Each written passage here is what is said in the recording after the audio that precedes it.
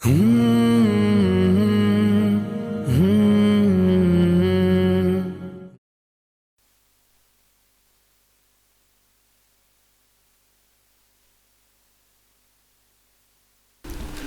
اللہ الرحمن الرحیم. جناب صدر ضیاء الدین نیّر صاحب، محترم المقام کیپٹن پانڈورنگا ریڈی صاحب، فردن سب کے نام لینے سے معذرت چاہتا ہوں.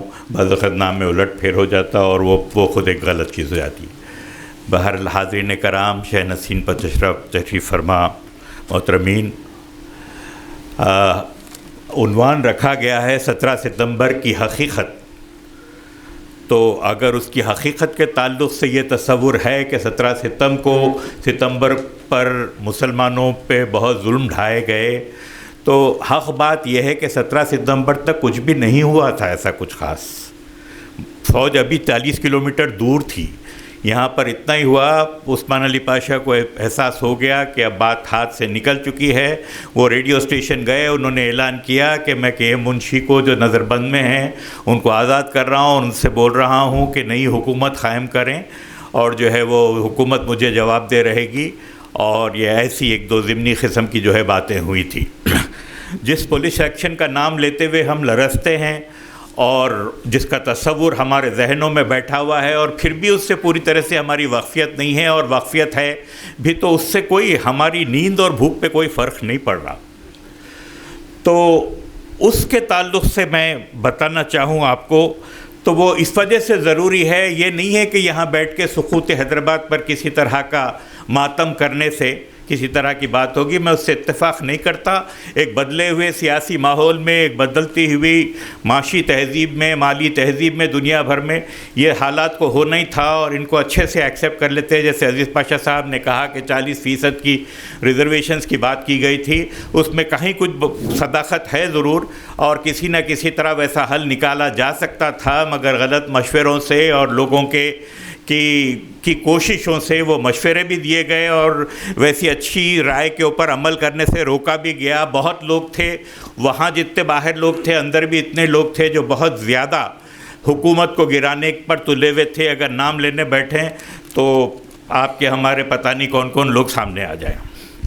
اتنے کئی لوگ بڑا باقاعدگی سے صاحبزادگان، شہزادگان جو ہے ملٹری گورنر کے پاس جا کے اور جو ہے بڑے بڑے افسروں کے پاس جا کے باقاعدہ طور پر پتے کھیلتے تھے اور ہار کے ان کو خوش کرتے تھے، اور کیا کیا چیزیں ہوتی تھیں. ایسے بہت ساری یہ ساری چیزیں جو ہے پہلے سے ہی چل رہی تھی.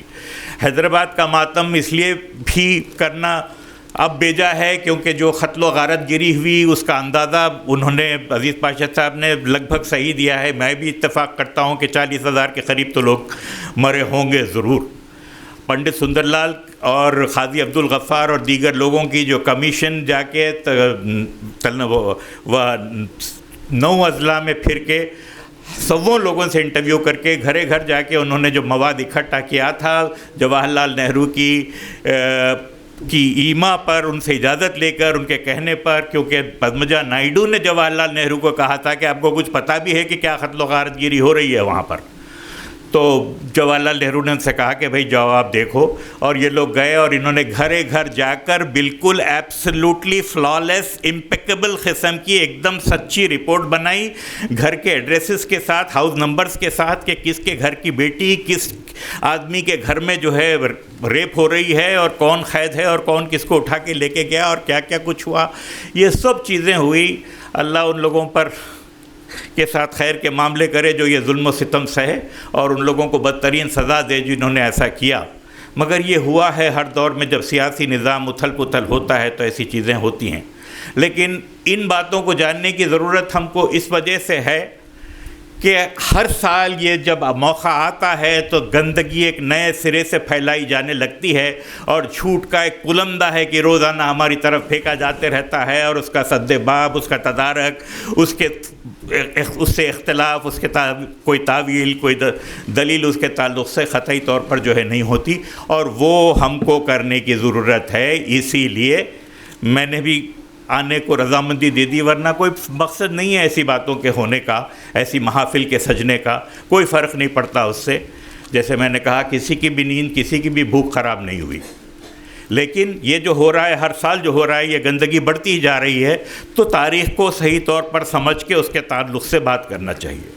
محترم المقام کیپٹن پانڈورنگا ریڈی صاحب یہاں تشریف فرما ہیں، ایسے لوگوں کے ہم بے انتہا مشکور ہیں، شکر گزار ہیں کہ انہوں نے بہت تکلیفیں اٹھا کر، بلکہ قربانیاں دے کر انہوں نے بہت ساری باتیں ہماری نظر کے سامنے انہوں نے لائیں۔ ان سے پہلے اور بھی بہت لوگ تھے جنہوں نے کوششیں کی، مگر یہ ساری کوششیں بہت بعد میں شروع ہوئی، اور جو اس سے پہلے کے جو لوگ کیے تھے، جیسے میں نے پدمجا نائیڈو وغیرہ کا ذکر کیا، تو وہ لوگوں کی باتیں جو کچھ ہوئی وہ صیغہ راز میں رہیں۔ اللہ غریق رحمت کرے عمر خالدی مرحوم کو، جنہوں نے پہلی بار جو ہے پنڈت سندر لال نہرو کی رپورٹ کو کے کچھ اقتباسات کو جو ہے منظر عام پر لایا، اور اس سے پتہ چلا کہ کیا کچھ ہوا، اور اس کا کتنا جو ہے مضبوط ثبوت جو ہے موجود ہے۔ نہرو لائبریری میں اس کا وہ کاپیز تھے، کچھ 3-4 کاپی بنے تھے وہ۔ اور پولیس ایکشن کے تعلق سے ہم چونکہ بڑے جدت پسند لوگ ہیں، اور ہم تو اپنے کو وشو گرو بھی کہتے ہیں، تو میں یہ کہنا چاہوں گا کہ 2 باتیں ہم نے دنیا کو دی اس زمانے میں بھی۔ ایک بات جو بہت بعد میں چل کر جارج بش سینئر نے جو ہے ایک استعمال کی، کہ شاک اینڈ آ، ایسا مارو کہ لوگ سکتے میں رہے اور بالکل اپنی جگہ سے ہل نہ سکے۔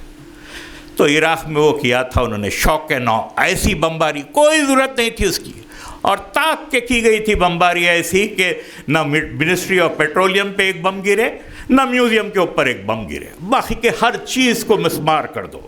وہ کرنا ضروری تھا، وہ کرنے کی وجہ سے ہی عرب کی سب سے تہذیب یافتہ قوم، عراقی قوم جو ہے آج تتر بتر ہوئی ہے، سب سے ترقی یافتہ سائنسی سی مزاج رکھنے والی قوم تتر بتر۔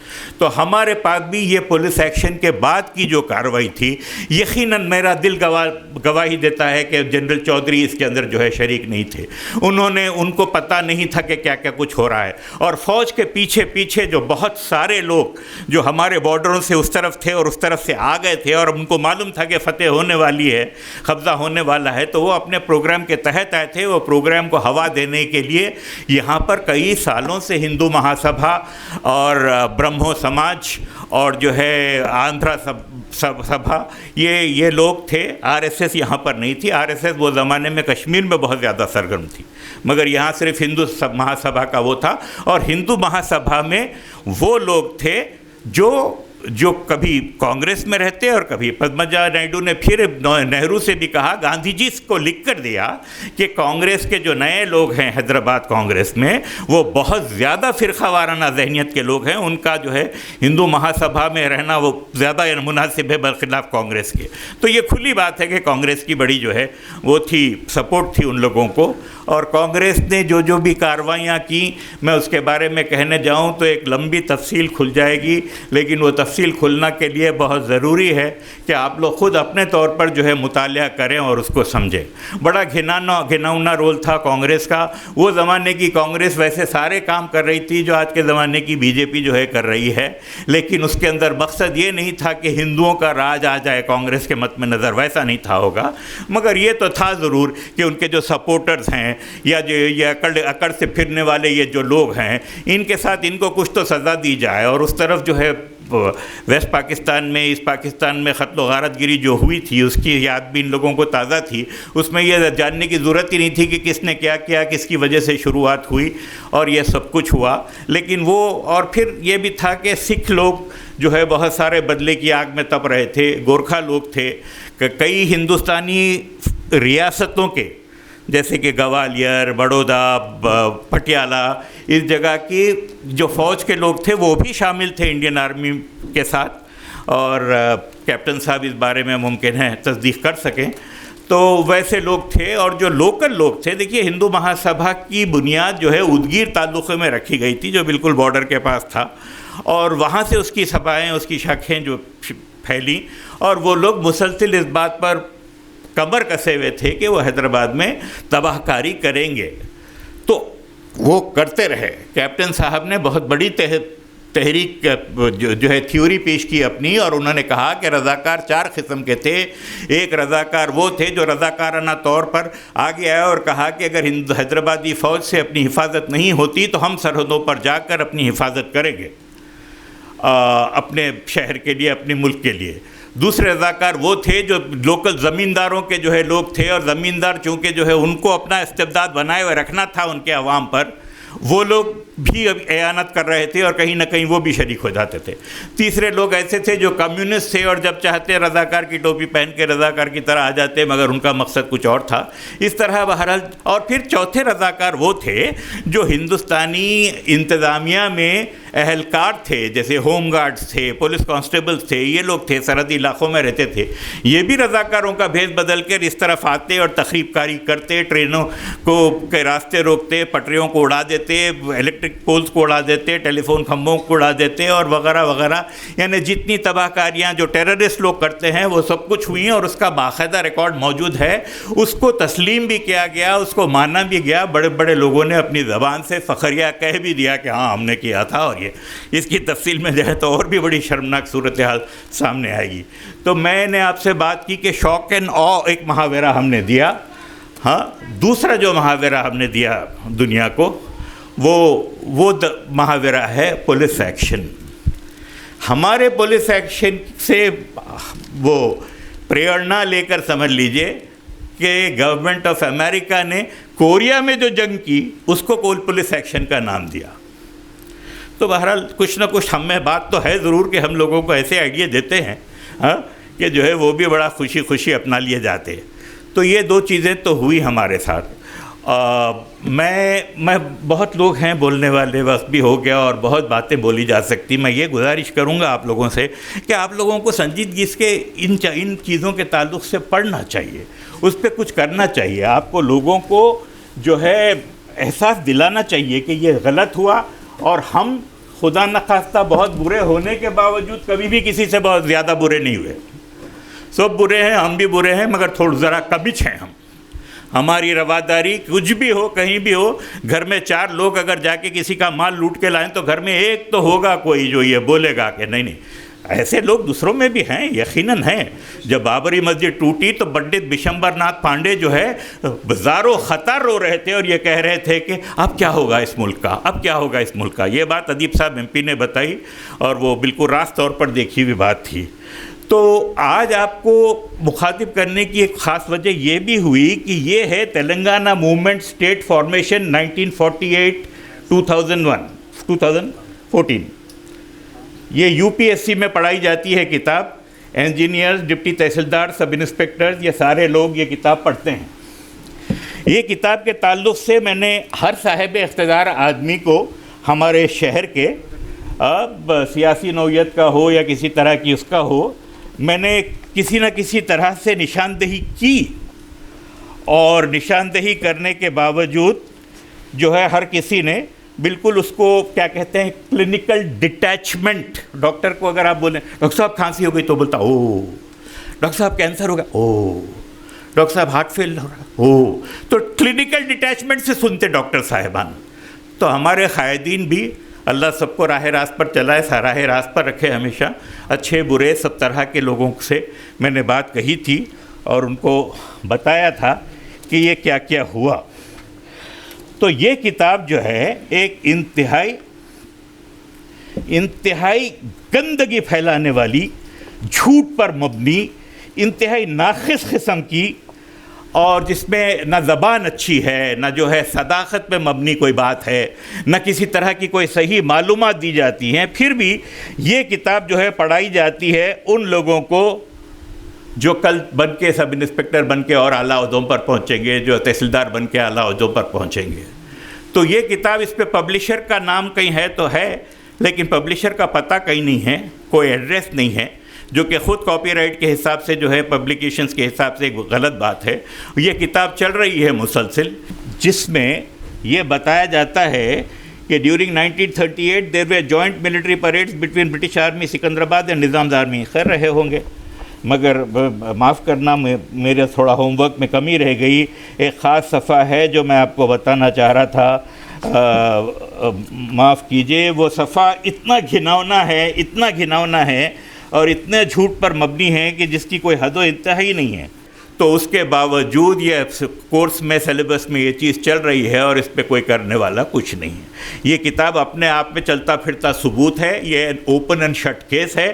کسی بھی تحریک کو، کسی بھی ادارے کو یہ چاہیے کہ اس کو لے کر سیدھا کورٹ میں جائے اور تفرقہ پھیلانے اور گندگی اور جو ہے امن عامہ کو خراب کرنے والی ساری باتیں اس کے اندر ہیں، یہ کہہ کر اس کے اوپر مقدمہ کیا جانا چاہیے، یہ کتاب کو ہٹایا جانا چاہیے۔ وہ کچھ مثبت کام ہوگا، یہ اس طرح کی صرف محفلوں سے کچھ نہیں ہوگا۔ ہم اپنے دل کو تسلی دے لے سکیں گے کہ بھائی ہاں بھائی وہ دن آیا تھا تو ہم نے بھی کچھ کیا۔ ایسی بہت سی باتیں ہیں جو بہت دیر تک کی جا سکتی ہیں۔ مقصد یہ نہیں ہے کہ صرف آپ کو بول کے آپ کا وقت وہ کیا جائے، اپنے دل کی کچھ بھڑاس نکالی جائے۔ مقصد یہ ہے کہ آپ لوگوں سے گزارش کی جائے کہ آپ لوگ اپنے مطالعے کریں اور مطالعے کو سمجھنے کی کوشش کریں، اور جن لوگوں نے آپ کے ساتھ برا کیا ہے ان لوگوں کو صحیح طور پر سمجھیں، وہ جاننے کی ضرورت ہو۔ جب تک آپ اپنا دفاع صحیح نہیں کریں گے، آپ کے اوپر جو ہے ظلم جبر جو ہے ہوتا ہی رہے گا۔ اور وہ دفاع کرنے کا طریقہ پڑھے لکھے لوگوں کا طریقہ ہے، شریف لوگ ہیں ہمارے پاس ایک آدمی کی ہلاکت کو ساری عالم انسانیت کی ہلاکت کے برابر سمجھا گیا ہے ہمارے مذہب میں۔ تو ہم جو ہے بیجا تو خون کسی کا بھی نہیں بہا سکتے، ایک کتے بلی کا بھی نہیں بہا سکتے، تو ہم کیسے جو ہے کسی کے ساتھ ظلم کریں گے؟ کیا ہے، ہوا ہے، وہ خاطی لوگ ہیں، اپنے طور پر ذمہ دار ہیں وہ لوگ، لیکن قوم بذات خود اس کے لیے شرمسار ہو، ذمہ دار ہو، ایسا ہونے نہیں دینا چاہیے۔ نہیں ہونے کے لیے اپنے آپ کو مطلع رکھنا چاہیے۔ میں اور ایک دو باتیں اور عرض کر دیتا ہوں آپ کی معلومات کے لیے کہ عزیز پاشا صاحب نے یہ کہا کہ جو ہے 51 تک بھی یہاں گڑبڑ ہوتے رہی، اور یہ میں بھی یہ کہنا چاہ رہا ہوں کہ صاحبان، جب 17 ستمبر یا سو کالڈ آپ جو ڈیٹ بول رہے ہیں، جب آپ حکومت آپ کے پاس آ گئی، آپ کی ملٹری گورنمنٹ قائم ہو گئی، پھر آپ کا چیف منسٹر آ گیا، ملٹری ایڈمنسٹریٹر آپ کے ساتھ تھا، تو 17 ستمبر سے لے کے 31 مارچ 1951 تک جو قتل ہو رہے تھے، وہ قتل کون کر رہے تھے؟ کس کے قتل ہو رہے تھے؟ ایک بھی مسلمان نہیں مر رہا تھا اور ایک بھی مسلمان قتل نہیں کر رہا تھا، کیونکہ اس دور میں اور اس سے کم 31 مارچ 51 سے پہلے 16,000 رضاکار جو پکڑے گئے تھے، وہ سووں نہیں ہزاروں کی تعداد میں چھوٹ رہے تھے۔ کچھ لوگ ان کے بارے میں بول دیے کہ صاحب وہ ان کو ٹرائل کرے، ٹرائبونل سے ان کا ٹرائل ہوا، ان کو مار دیا، وہ بات ختم ہو گئی، مگر 15,000 سمتنگ میں سے مشکل سے 12 لوگ بچے ہوئے تھے جیلوں میں۔ جب آپ رضاکاروں کو ہزاروں کی تعداد میں چھوڑ رہے تھے کہ وہ معصوم ہے، بے گناہ ہیں، تو اس وقت یہ جو قتل و غارت گیری ہو رہی تھی، یہ کون کر رہے تھے؟ یہ کر رہے تھے غریب تلنگانوی عوام، جو کمیونسٹوں کے اشکالنے میں آ کر وہ لوگوں کے اوپر حملے کر رہے تھے، کیونکہ ان کے اوپر، معاف کیجیے گا، جو ہے زمینداروں کا جو ظلم و استبداد تھا، اس کی مثال ملنا مشکل ہے۔ نہیں، مثال تو مل سکتی ہے، بہت ساری مثال، اس کی ایک مثال تو اس طرح بھی مل سکتی کہ 1770 سے لے کے 1924 تک برطانوی حکام کے خلاف اور برطانوی سپورٹر راجاؤں کے خلاف، بڑے بڑے زمینداروں کے خلاف 12 بڑی بغاوتیں ہوئی، جن کو رمپا ریوولٹس کہتے ہیں، رمپا ریبیلینز کہتے ہیں۔ اور یہ کہاں سے؟ ادھر چھتیس گڑھ کے ایسے آرچ میں سے بالکل کریسنٹ کی شکل میں یہ اس طرف تک جو ہے آتے تھے پورا، مگر تلنگانہ کا علاقہ اس سے محفوظ تھا۔ تو کہنے کا مطلب یہ کہ جب برطانوی ہندوستان میں بڑی بغاوتیں ہوئیں، عوام اٹھ کھڑے ہوئے اور ہر طرح سے انہوں نے پولیس کا، فوج کا مقابلہ کیا، اور وہ 12 ہوئیں، تو ایک بھی حیدرآباد میں کیوں نہیں ہوئی؟ اس لیے نہیں ہوئی حیدرآباد میں کیونکہ امن و ضبط، امن عامہ وہ اپنی جگہ پر بالکل ٹھوس تھا۔ کمارم بھیم صاحب جو سمجھے جاتے ہیں کہ بڑے وہ تھے، وہ کمارم بھیم صاحب کا مسئلہ لوکل تحصیلدار اور لوکل زمیندار سے تھا، اور لوکل تحصیلدار ان کو سپورٹ کر رہا تھا، اور وہ 400 کلومیٹر 300 کلومیٹر دور ہو رہا تھا۔ ان کے خلاف پولیس کارروائی ہوئی، وہ بھاگے، آسام میں رہے، بیمار ہوئے، آئے، پھر یہاں پر ان کی پیشی ہوئی دربار میں، اور بولے کہ کیا؟ تو بولے نہیں صاحب، وہ بہت زمیندار بہت زیادہ ظلم ڈھا رہا تھا ہمارے پہ۔ تو یہ زمیندار لوگ جس وٹی چاکری کا ذکر کیے ابھی عزیز پاشا صاحب کہ زبردستی ان سے لیبر لیا جاتا تھا، زبردستی ان سے لیبر لیا جاتا تھا، تو وہ زمیندار لوگوں کے خلاف تھے۔ بہت ساری مثالیں موجود ہیں، میں آپ کو جو ہے چاہے تو آپ کبھی تفصیل سے وہ کرنا چاہیں تو میں بتا بھی سکتا ہوں۔ بہرحال وہ جو پیریڈ میں بتایا اس میں 914 قتل ہوئے، اس میں ایک بھی قاتل مسلمان نہیں تھا، اس میں ایک بھی مقتول جو ہے مسلمان نہیں تھا۔ تو عوام وہ تھے، اور گورنمنٹ آف انڈیا کو وہ چیز سوٹ کرتی تھی کیونکہ وہ سارا کا سارا اکاؤنٹ انہوں نے رضاکاروں کے نام پہ ڈال دیا۔ اب کون جا کے جانچ کریں گا؟ رضاکار اتنے بدنام ہو چکے تھے کہ ان لوگوں کو وہ کرنا ہی کرنا تھا، سب لوگوں کو ایکسیپٹ کرنا تھا۔ تو رضاکاروں کے اکاؤنٹ میں وہ ڈالنے کی وجہ سے کیا ہوا، وہ شاک اینڈ آ کا ایفیکٹ، یونائٹڈ نیشنز میں جو آپ کا کیس، امریکہ سے جو آپ کی ہمدردی، جو امریکہ کی ہمدردیاں ان کی خوشنودی حاصل کرنا تھا، وہ ساری چیزیں ان کو میسر آ گئی۔